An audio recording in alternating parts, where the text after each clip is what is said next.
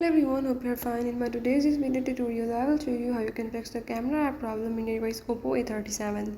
So if in this device, if you're having any problem related to the camera app, like your camera is not working, or you can say your camera app is not working, you can easily fix it in the few steps.